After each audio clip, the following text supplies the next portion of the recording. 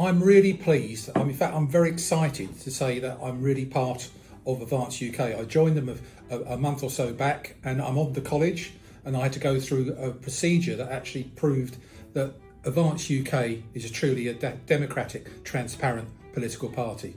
And I'm afraid there is not one other party in this country that can actually claim that particular property. From my point of view, I joined Advance UK.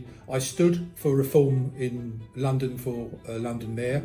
I also stood down in Dover as a parliamentary prospective candidate for reform and came second there, and in 3.5 weeks got 24% of the vote. But the writing was on the wall at an early stage.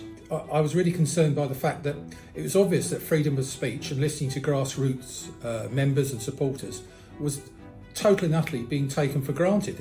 In fact, it's being ignored. I spoke out quite strongly for Tommy Robinson, and let me make this clear. I didn't know who Tommy Robinson was as a human being or a person, but what I did know, he alerted me to the child rape gang issue right across the country, and that's really concerned me. That, why wasn't he getting the support he needed?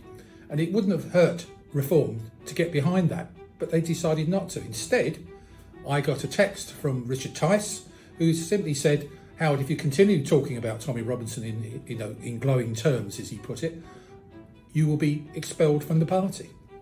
Then I knew right then that there's no way I'm going to be continuing with this party. So I left the party, and I actually saw that people like Ben Habib, he was thrown out.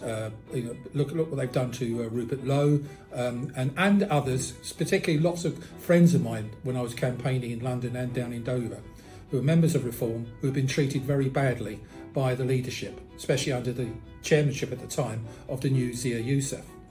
So I can say quite categorically, and I mean it from the heart, that Advance UK has got it right. It's transparent. It's also set up a college, which I'm proud to be a member, and I had to go through, as I said earlier, a procedure of various tests to prove that I'm the right guy to be on there.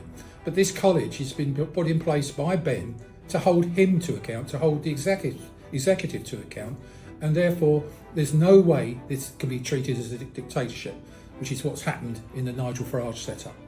So I would like to say from the heart, please join Advance UK. It is definitely the party that will give us our country back.